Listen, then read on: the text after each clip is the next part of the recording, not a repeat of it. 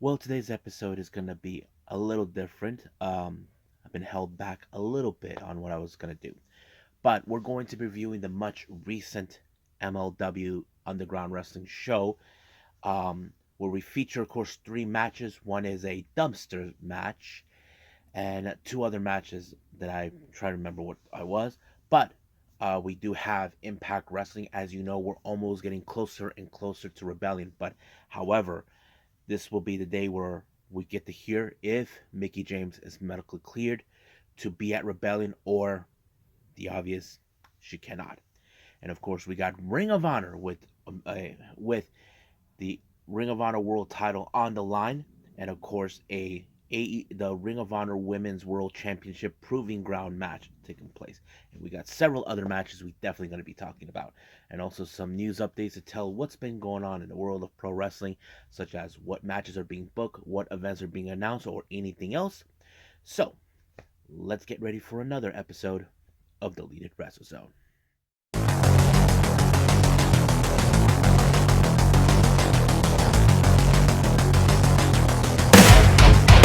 Are you ready? Get up, get up! Get up, get up! Get up, get up!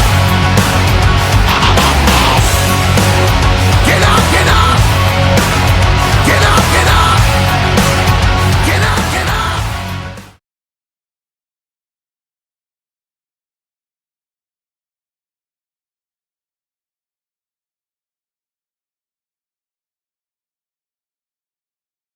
Welcome everybody to the Deleted Wrestle Zone, all things that is pro wrestling with AEW, NXT, New Japan Pro Wrestling, Impact Wrestling, the National Wrestling Alliance, various promotions, wrestlers, matches, and championships.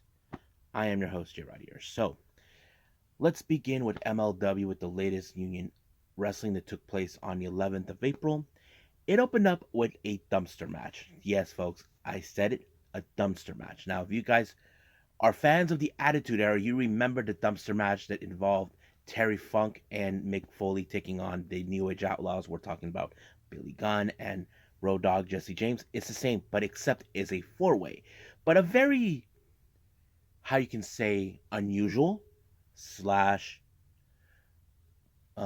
slash unique slash how's this gonna turn out match in some capacity. The reason is this. This is who we have.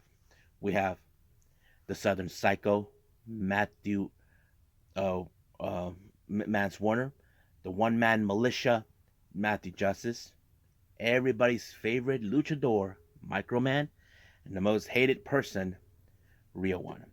Now, anybody can tell what I was referring to.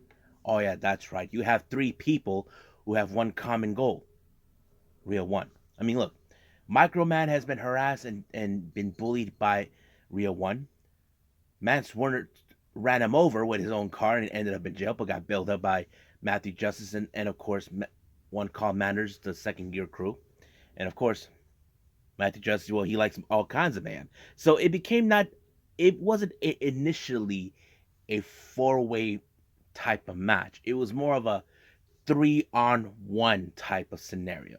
So Saint Laurent, who has no issues towards Matthew Justice or Mance Warner, since he appreciate they are being his friends. But the obvious question that he does know is, okay, Real One, he's not an idiot. He knows he got himself in some hot water with a couple guys, and that's sort of it. But the initial thing is this: you see Warner and Justice are trying to take matters in their own hands. Microman kind of like, how do I say, stayed out of the whole thing majority of the time because uh, but he did have some good moments in the match. But however, Matthew Justice had other things.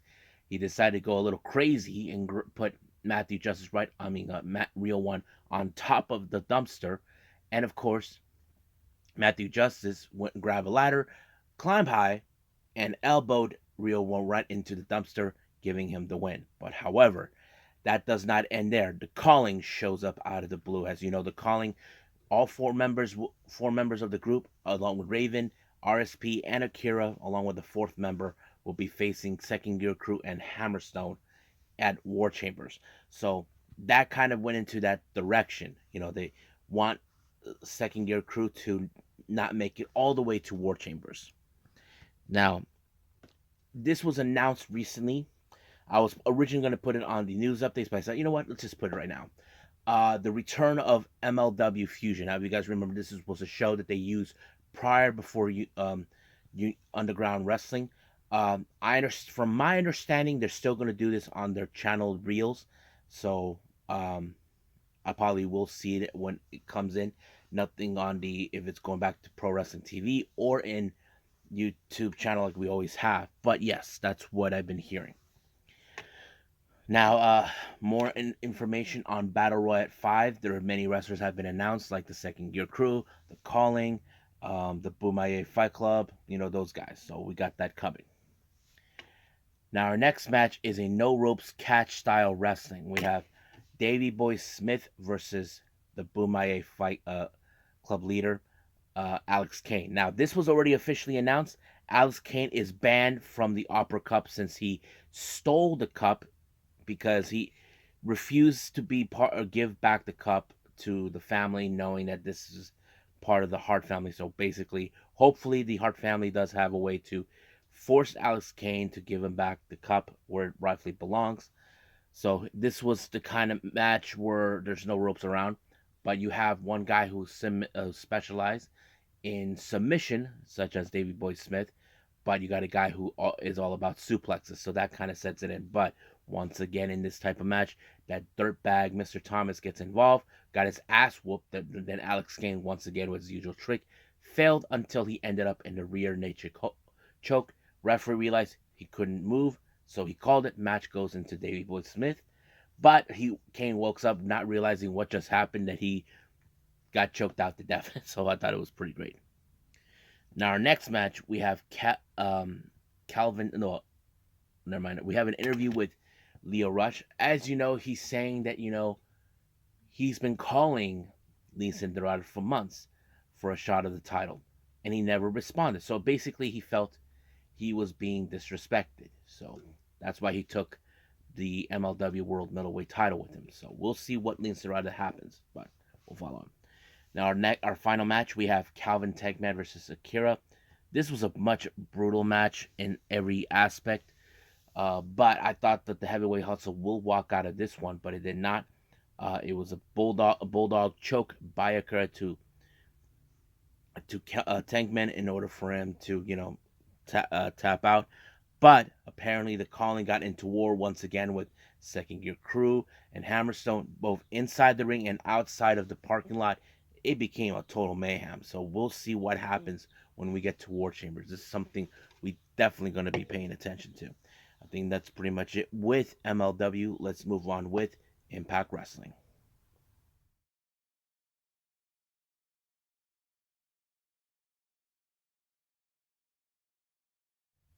Okay, Impact Wrestling. So let's get started on that. Opening match, we have a kind of the how do I say, one of those matches, who gets the advantage numbers. Now, we do have that match in the hardcore match between Bully Ray and Tommy Dreamer. Now, for representing Bully Ray, we have Kenny King taking on, representing Tommy Dreamer, Frankie Kazarian. So both sides were showing up, and this is where who's going to get the numbers game advantage in this one. Will it be Bully Ray? Will it be Dreamer? We don't know. But the match was pretty good until things got a little chaotic outside the ring when both sides went to war. But while the ref was distracted with this, Myers initiated a distraction, giving long time for Moose to spear Frankie Kazarian in order for Kenny King to pick up the win. But however, things got a little chaotic some more in the end. Bully Ray even made it clear that this is their way. They have the full stack. But I know Tommy Dreamer would do whatever it takes. He wants Scott D'Amore, a man that Bully Ray cannot stand, to be involved. As you remember, Bully Ray powerbombed Scott D'Amore through a table months ago. But now that he's back, I would like to see him come back and teach Bully Ray a lesson. Now, when we thought last time, when we thought right in the moment of this chaos, Scott D'Amore was going to show up because the Canadian flag was being posted on the screen? Nope. That dirtbag Steve Macklin shows up. Now, Macklin is not happy how things were turning out because the thing is Scott D'Amore put him in his place. He called him a coward, saying that you had many chances to challenge Josh Alexander, but you had guys like Mike Bailey and Bobby Fish stepped up the plate. You just waited there for the right moment, but you missed out. So, but Kushida decided to show up and um, put him in his place, regardless, because he was being disrespectful. So, also got chaotic. Now, our next match, we have a somewhat kind of a how to say who will be the next person to challenge Trey Miguel for the X Division title. We have Black Taurus taking on Lisa Dorada, taking on Laredo Kid, and of course Rich Swann. I thought this match was pretty fun. A lot of high spots, high flying maneuvers. I initially thought this was gonna go straight to Laredo Kid because I would like to see him challenge for the title, but however, it kind of did because Laredo Kid applied the Spanish Fly onto Black Taurus, giving him the win, which was pretty good. I think I liked it. But the other guys were too late to stop the pinfall, but it did go on. Now, if you guys remember a couple weeks ago, we saw that Tail Valkyrie was taken to the Undead Realm. Um, was his name Rosemary wanted to go back and get her herself, but however, someone is blocking the entrance. So, but however, Jessica does have this distinct feeling it has to be the Coven, but Rosemary doesn't believe it's them. She believes it's someone else, but it's all too familiar for her. It's still unclear who is initially sending this, but we'll find out. Now, while they were figuring that out, Jessica had a match against Taylor Wilde. You probably can guess that this match also got a little chaotic with stuff being outside, but Cullen King got involved, allowing for Taylor Wilde to pick up the win and walk away with it. But we'll see what happens between them when they get another shot of the Knockouts tag team titles. Now, as you all know, we saw a couple weeks ago, Alicia Edwards saved her husband Eddie Edwards from PCO. So now that we're seeing the story of Ride or Die. So, we're going to see that going on. But the real question is, how long can they last? Because PCO is not going to let this one go. No matter how far in the past Eddie Edwards tries to leave it.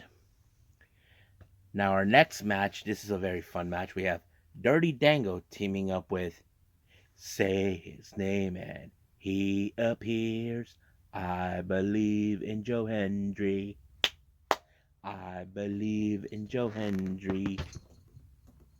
And that's my cat just walking. I don't think she likes what I did. Anyway, so it's Dirty Dango and Joe Hendry teaming up. They take on the members of, Alan Angels representing the design and Sammy Callahan. But however, there's still those who are still questioning. Is this a ploy with Sammy Callahan joining the design, or he really is? So that's the obvious question. But I have to say, in this particular match, it kind of tells, okay, they're still in this trust with Callahan for what just transpired, no matter what Diener does. But it did cost the match when Hendry applied the standing ovation onto Angels, giving them win. And then, of course, the beatdown happened. And then here comes the director of authority, Santino Morella.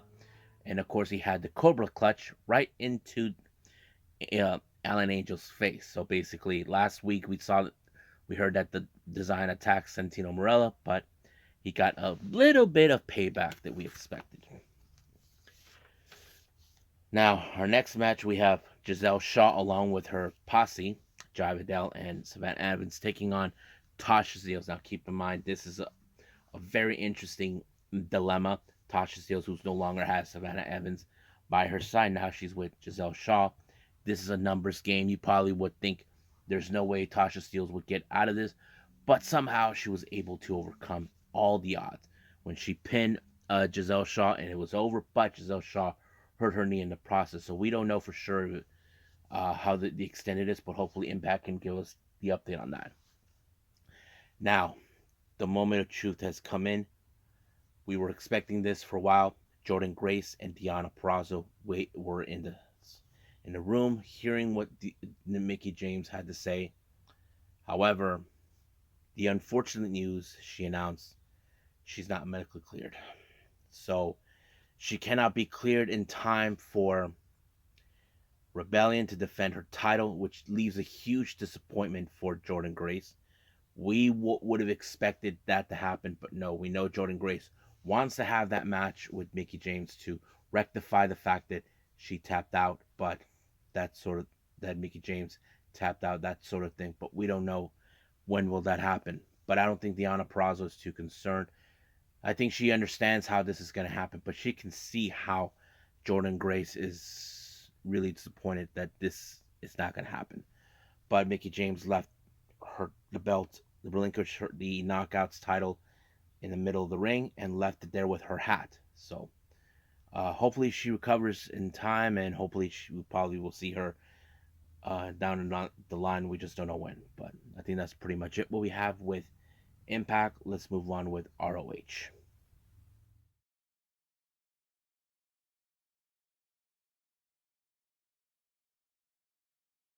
Okay, so our final review. Let's talk about Ring of Honor. It opened up with Ari Daivari being accompanied by that Weasel, Smart Mark Sterling, and the varsity athletes, Josh Woods and Tony Nese. He takes on, of course, Reach for the Sky, boy. That's right, Mark Briscoe. This, as you know, this looks like more of a rivalry we're seeing now because if you guys remember, not too long ago, right after the passing of Jay Briscoe, Mark Briscoe said he's going to fly solo, which there's nothing wrong with it. But Smart Mark Sterling wanted to, have him be part of his little group, but Mark Briscoe is not like that. He doesn't give a damn about that sort of thing. So he has to go against Ari Daivari, but he stood in there really great because those idiots, Nese and Woods, kept getting involved until finally Mark was able to apply his brother's finisher, the J Driller, and it was over. And then once again, the number games in the post match continues on until FTR shows up to save the day. I'm sure the varsity athletes are not too pleased to see the current AEW World Tag Team Champions got involved. I'm sure that Weasel Sterling is going to do something about this. But be careful what you wish for because FTR, they don't play games. So that's going to be fun. Now, as you may have heard, Eddie Kingston is injured. He explained that this happened at the Super Card of Honor, so he felt like he has no one but to blame for himself, but he felt that somehow Claudio must have caused it in some capacity. So he will be out for who knows how long. We do know he was originally supposed to be at New Japan, but later that match was later announced that Orange Cassidy will take his spot. So I'm looking forward to that. So it's kind of sad, but we'll see him down the line. Our next match, we have Sky Blue taking on Kelly Madan. Uh, Good match, but however, Sky Blue, I figured this was going to go to her because she applied the Skyfall and it was over right from there. Next match, we have, of course, the rivalry continues between Top Flight and the Kingdom. However, Dante Martin, who was unable to be there,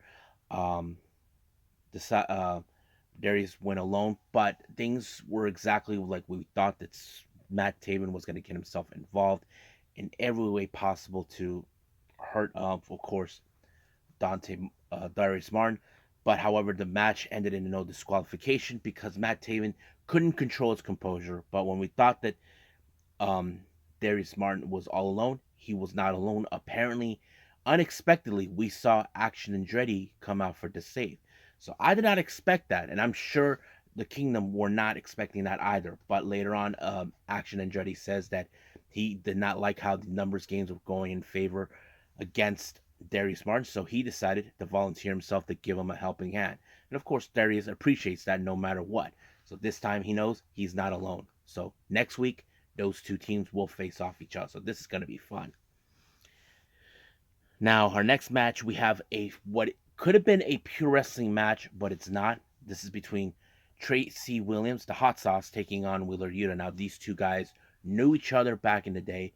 Wheeler Yuta was under the tutelage of Tracy Williams. He learned a lot from him, but it was more of a student versus teacher type, and I think that tells it all. But so the obvious question does tell: will the teacher prevail on this one? But no, It was Wheeler Yuta who somehow was able to apply the better moves when he applied the Dragon Sleeper, calculating enough for him to submit Tracy Williams, and Williams had no other choice but to tap. Now, our next match, this was a really good match. We have the Workhorsemen, Anthony Henry and JD Drake, taking on Alex Coughlin and Katsuyori Shibata. This was a good match. I loved it because what I did like is majority of the time, the Workhorsemen tried to cut the ring in half, keep Alex Coughlin from ever try to try to get Shibata in the ring. But man, I have to say the android himself, Alex Coughlin, was amazing. Until finally he was able to tag Shibata, and all bets were off. So you know it was going to be a good moment. But I think what I did like is how Anthony Henry, he had to go to toe to toe against Shibata no matter what. But Shibata put him away when he put him in the chokehold, and then the PK. I thought that was just a great finisher. But however, looks more like the student of Shibata, Alex Coughlin, wants to challenge him for the pure title. So it's like, make it happen, ROH. Make it happen. I would definitely love to see that. Next match, we have Willow Nightingale versus LMK. Now, I want to pause this for a little bit. Now, if you guys remember clearly when I talked about AEW Dark, Excalibur said some things too about Ian Riccaboni and Caprice Coleman about rapping during Willow Nightingale. I thought they were going to trash talk them for this, but nope. They're like, so what if we rap? That's who we are. And I have to say, I normally we seen Caprice doing the rapping, but somehow Ian Riccaboni got into it. So it was really fun. I think they're like the fun team. I mean, look, you look at Excalibur and Taz. They are like, okay, they have their disagreements, agreements, however they are, that sort of thing. But there's nothing wrong with that. But what I did like is, Riccaboni and Caprice were being a fun commentary group. So just put it out there for everybody. But you probably can guess that this match was pretty good. Seems like Will Nightingale is getting much of the high praises in ROH.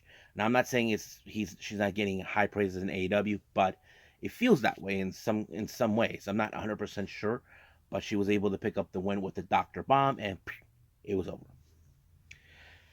Next match, we got Tony Nese taking on one member of the Dark Order. We're talking about Stu Grayson. I thought this match was pretty good. I loved it, but Stu Grayson was able to pick up a win with a devastating backbreaker onto Tony Nese to pick up the win. However, we saw the Righteous show up.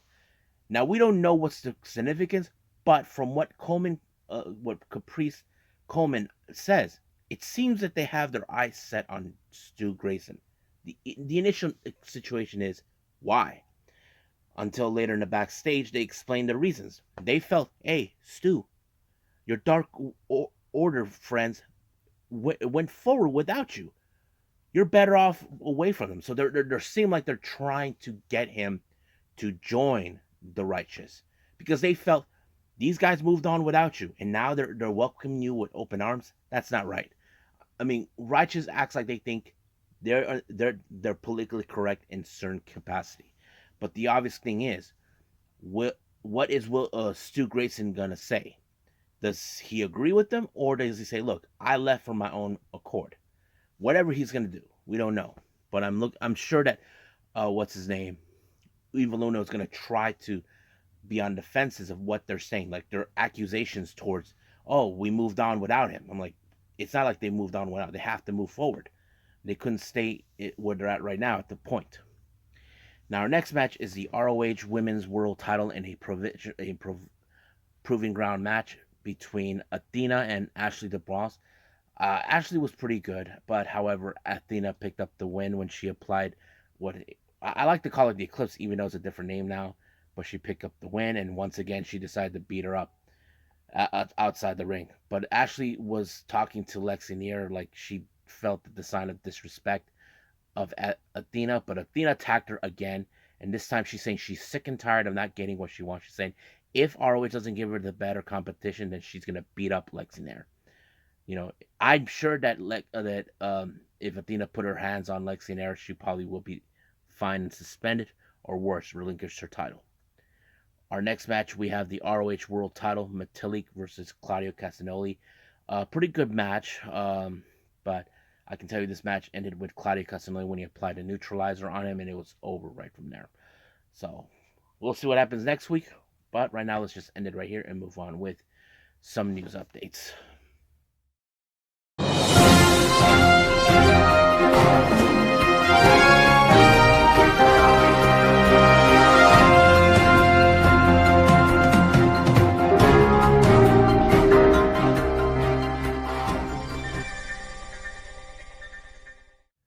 Okay, so welcome to our news update. So let's get started.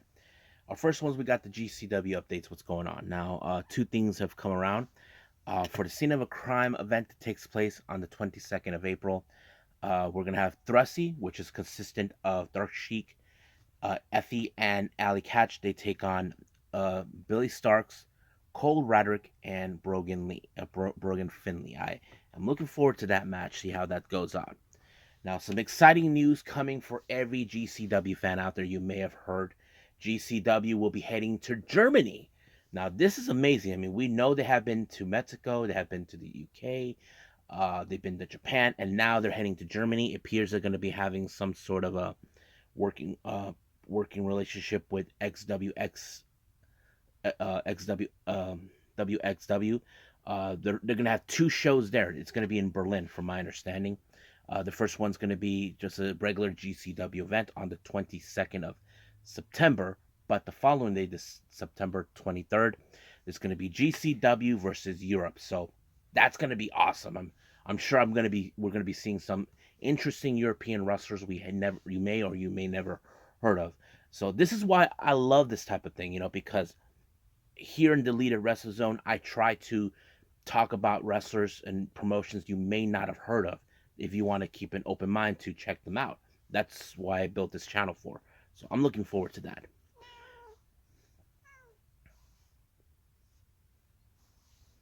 Okay, so for the Black Label Pro Too Cold to Hold that take place later on the 29th of April, we have the Black Label Pro Championship be on the line. Billy Starks defends the title against who is it? Oh yeah, Sky Blue. So that's gonna be interesting to see. So I'm kind of looking forward to that. Now the House of Glory has announced a major debut with them on the final hour that takes place later on, which will be the 14th by the time this video is out. We're gonna have the debut of the Rascals. So the Rascals will be making their debut. Then finally, some sad news. Prestige Wrestling has announced that Queen Aminata will not be able to be around for the 29th of April show, Roseland 5, due to an injury. Originally, she was going to be in a match, I don't remember with who, but they're going to have a triple threat match between Lisa Hall, Trish Adora, and Miyu Yamashita. My bad. So, but however, what's her name? Queen Aminata left a little tweet here explaining the situation a little bit for us fans, and I'm sure we're all going to be. Yeah, here it is. I'm very sorry to my friends and fans for not being able to be the Prestige Roseland 5, but the Queen promised you all to be back healthier and juicier. Until then, please go support these three amazing badass ladies. So, yeah, it's great that she said she'll be back. We don't know when, but I'm looking forward to that. Now, you may have heard about recently our last update, Jordynne Grace, about the way she looked like a skeleton. Now, you guys may have heard she was involved in some sort of fitness competition. According to her, that's what she was supposed to be at, losing the fat for this competition. But she's saying right now she is going to gain the weight to get that. So that kind of sets it all. So for you guys criticizing her, now you guys know, stop criticizing her. This is not a good place to do that. So we have to understand why she gets involved. We've seen wrestlers get involved in that. I think that's pretty much it right now. So let's just call it a day. Well, I hope everybody enjoys this episode. Coming up, we got AEW, Rampage, and NXT Level Up. I haven't decided yet to what I'm gonna do because I know I still got some of the collective stuff to do, and anything else I haven't done yet, I'll put that as soon as possible. But for now, I'll see you guys in the next DWZ time, same DWZ channel. I must bid all of you adieu. So goodbye, and have a nice day.